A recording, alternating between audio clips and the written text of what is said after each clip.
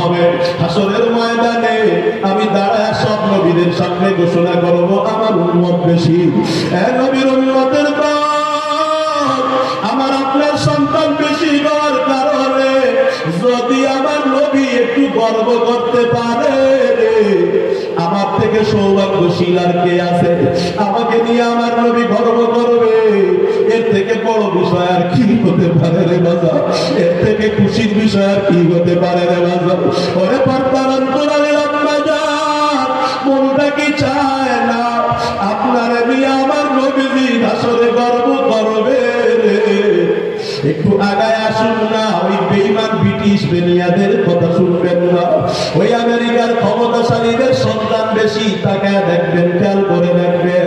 অথচ আমাদের দেশে স্লোগান দিয়েছে দুটি শয়তানের সন্তানের বেশি না একটি বলে ভালো হয়। এটা একটা কুফরি মতবাদ। এই কথাতে বিশ্বাস করবে তার ইমানে খতরা চলে আসবে।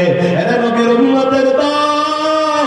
আল্লাহ বলেন না, না ছেলে মেয়েকে সন্তানকে হত্যা করিও না, তোমার রিজিকও আমি আল্লাহ দিয়ে থাকি, তোমার সন্তানের রিজিকও আমি আল্লাহ দিয়ে থাকি রে নবীর উম্মত। আরে একটা দুইটা সন্তান হওয়ার কারণে সন্তানের মায়ায় মা বাবা পাগল হয়ে যায়, আল্লাহর বিরোধিতা শুরু করে দেয়।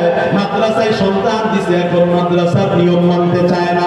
উস্তাদে ভালোর জন্য যদি একটা প্রহার করে এটা মানতে পারে না, চিন্তা করে আমার ছেলেই তো একটা, আমার মেয়ে তো একটা, এটা মারা গেলে আমি আবার কোথায় পাবো? আবার বলে আমার ছেলের যদি কিছু বলি, যদি পালায়া যায় আমি ছেলেটা আবার কোথায় পাবো? 10টা সন্তান যাদের হয় ওরা বলে তোর মতো একটা ছেলে না বলেও আমার কোনো আসে যায় না। মাদ্রাসায় পড়বি, হাফেজ হবি, আলেম হবি, নাই তোর মতো খোলা আমার লাগবে না। এই সত্য কথা যখন কোনো বাবা মা বলতে পারে, ওই ছেলেটাও তখন মানুষ হয়ে যায়, ওই ছেলেটা তখন বেয়াদব হতে পারে না। বর্তমান সময় সন্তানগুলো অন্যতম কারণ মা বাবার সন্তান একটা দুইটা সন্তান কম থাকার কারণে বর্তমান ছেলেগুলা মেয়েগুলা বেয়াদব হইয়া যায়, আল্লাহকে মানতে পারে না রে বাজার। আপনি ঠিক বললেও এটা ঠিক, আপনি ঠিক না বললেও এটা ঠিক, কোরআনের কথা আমাকে বলতেই হবে। আরে নবীর উম্মতের দল, ছেলে মেয়ের জন্য পাগল হইয়া যাইয়েন না। আমার মাওলার নাফরমানি করে ছেলে মেয়ের সন্তুষ্টি তালাশ করবেন না। ছেলে মেয়ে যদি নাফরমানি করতে চায় দেওয়া যাবে না। ছেলে মেয়ে যদি কোরআন কিতাব শিখতে না চায়, ওই ছেলেরা ছেলে বলে পরিচয় না দিলে আপনার কি আসে যায়? আপনি ভাবতেছেন ও তো আমার থেকে হাতছাড়া হয়ে যাবে, আজ হোক আর কাল হোক ছেলে আপনার হাতছাড়া হবে তো হবে, আসরে হলেও আপনার হাতছাড়া হবে। ওই আসরে আপনার বিরুদ্ধে তখন বিচার দায়ের করবে, আপনারা জাহান্নামে দেওয়ার জন্য সুপারিশ করবে। আরে নবীর উম্মতের দল, ও ধর্মবন্ধেরা, সন্তানের প্রতি মায়া কমাইয়া দেন, ইসলাম অনুযায়ী মায়া করেন। আল্লাহ আল্লাহর রাসূল যেভাবে সন্তানকে মায়া করতে বলেছেন সেভাবে মায়া করেন। এর অতিরিক্ত সন্তানকে মায়া করতে যাবেন না। সাহাবায়ে কেরামের ঘটনা বুখারী শরীফ থেকে আপনাদেরকে শুনিয়ে দিই। হাদিসের ইবারত সময় সংক্ষেপের কারণে বলতে পারলাম না, শুধুমাত্র তর্জমাটা বলে যায়।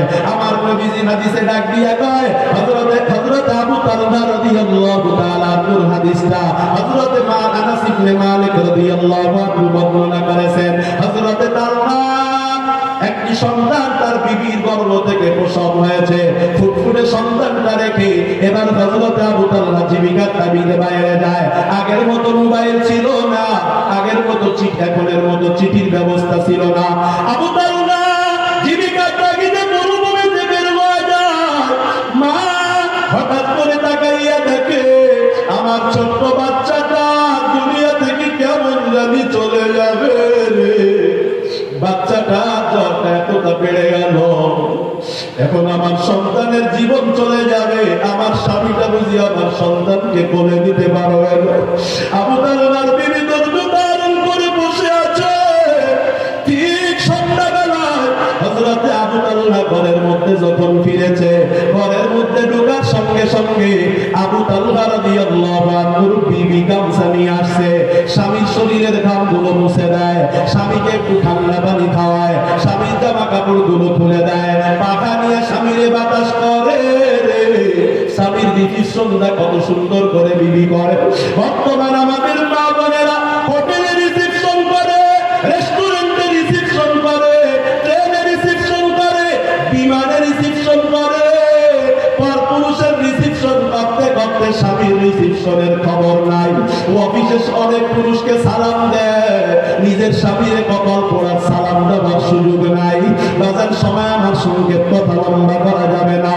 যাই হোক, আমাদের সমাজের মা বোনেরা স্বামীকে রিসেপশন করে না।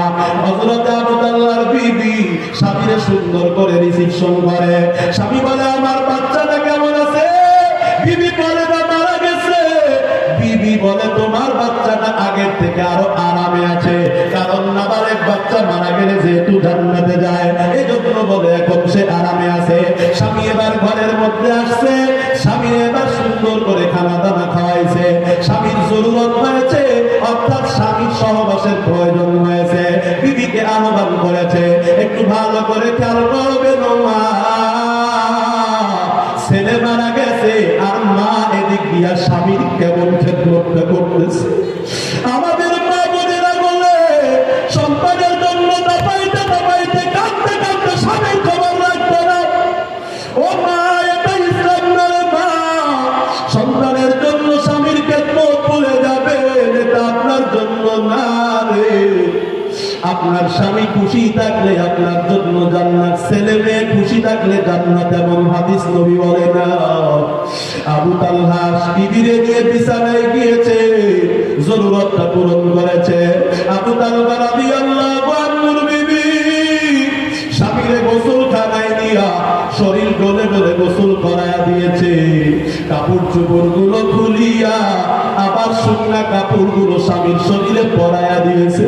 এখানে কত স্বামী এমন আছে রে, জীবনে তার বিবি তারে একটা কাপড় পরায়া দেয় নাই।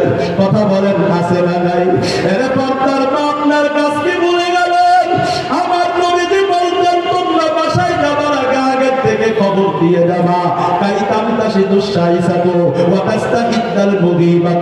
যাতে করে তোমার বিবি শরীরটা পরিপাটি করতে পারে, চুলগুলো আশ্রয় রাখতে পারে। লিতাসকুনু ইলাইহা, যাতে করে বিবিরে দেখলে তোমার চক্ষুটা শীতল হয়ে যায়। এরে নবীর উম্মতের দল, আবু তালহা রাদিয়াল্লাহু আনহু সব জরুরত যখন শেষ হয়ে গেছে, এবার ঘরের মধ্যে নিয়া বিবি ডাক দিয়ে কয়, স্বামী আমার, একটা প্রশ্ন করতে চাই। আপনার কাছে যদি কেউ কোনো সম্পদকে আমানত রাখে, সে যদি তার সম্পদের আমানতটা পুনরায় ফিরিয়ে দিতে চায়, আপনি কি রাগ করবেন নাকি? বলে, না, রাগ করার তো কোনো মানে হয় না। রাগ কেন করব? যার সম্পদ সে নিয়ে যাবে, এটাতে তো রাগ করার কিছু নাই। এ পর্দার মা, হয়তো আপনারা বুঝাইতে পারতেছি না। যদি আপনার একটা সন্তান মারা যাইত রে, আপনি বুঝতেন এটা কেমন একটা মুহূর্ত। কোন কান্না নাই, স্বামীরে দেখাই বলেন নাই, হাই হাই তোমার ছেলে শেষ হয়ে গেছে। স্বামীরে বরং সান্ত্বনা দিয়ে কয়, ও স্বামী আমার, তাহলে আমার শুধু আল্লাহ পাক আপনারে আর আমারে সন্তান নামক একটা নেয়ামত দিয়েছিলেন গো স্বামী। ওই ছেলেটাকে আল্লাহ পাকের আমানত আল্লাহ পাক আবার উঠায় দিয়ে গেছে। আপনি কি বেজার হইছেন রে স্বামী? স্বামীও ডাক দিয়া কয়, না না, বেজার হবার কিছু নাই। আমার আল্লাহ দিয়েছেন, আবার নিয়ে গেছে, এটারই বলা নাই ধৈর্য। সকালবেলা হযরত আবু তালহা রাদিয়াল্লাহু আনহু নবীর দরবারে গিয়া কি জানি বলতে চায়। আমার নবী কয়, আবু তালহা, তুমি কি জানি বলতে চাও, আমি তো বুঝে ফেলেছি। তুমি তোমার বিবি গতকালকে কি করেছে এটাই তো বলতে চাও। তাই ইয়া রাসূলুল্লাহ, এটাই বলতে চায়। আমার নবী কয়, ও আবু তালহা রে, তুমি বলার আগেই তোমার বিবির প্রতি খুশি হইয়া আমার আল্লাহ জিবরিল আমিনের মাধ্যমে তোমার বিবির পূর্ণ ঘটনাটা আমি নবীকে আগে থেকেই জানিয়ে দিয়েছে। সব কিছু বেঁচে রেখে যদি এমন স্বামীর খেদমত করতে পারে, সন্তান যদি হত্যা করা বন্ধ করতে পারেন, তাহলে এমনই আল্লাহ পাক আপনাদের প্রতি রাজি খুশি হয়ে যাবে, 1 মিনিটের মধ্যে শেষ হয়ে যাবে।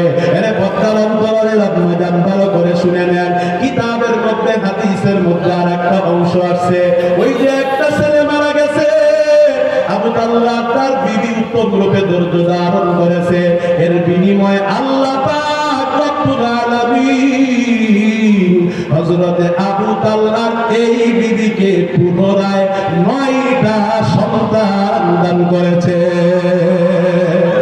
শুধু তাই নয়, বাঙালি মুসলমান, আপনি কতটা বিন্দার আপনার ছেলে দেখলেই বোঝা যায়।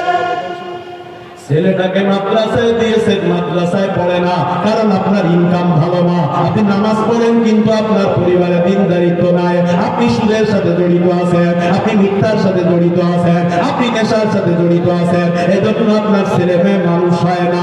কিন্তু আবু তালহার বিবিরে আমার মাওলা যেই 9টা সন্তান দান করেছে, হাদিসে পাওয়া যায় ওই 9টা সন্তানকে আল্লাহ পাক পবিত্র কোরআনের হাফেজ বানিয়েছে। এরে পদ্মার অন্তরে আম্মা জান, এভাবে স্বামীর খেদমত করতে পারলে তাহলে আল্লাহ পাক আপনার সন্তানকে হাফেজ বানাবে, আপনাকে আল্লাহ পাক সন্তানের নিয়ামত বাড়ায় নিবেন। ইহুদি মুনাফিকদের ফর্মুলা বাদ দেন, আজকে থেকে নিয়ত করে নেন আর কোনোদিন সন্তান হত্যা করবেন না। আসলে আল্লাহ ওই সন্তানদেরকে উপস্থিত করবেন যেই সন্তানকে 1 মাস বয়সে আপনি হত্যা করেছেন, যেই সন্তানকে 2 মাসে হত্যা করেছেন।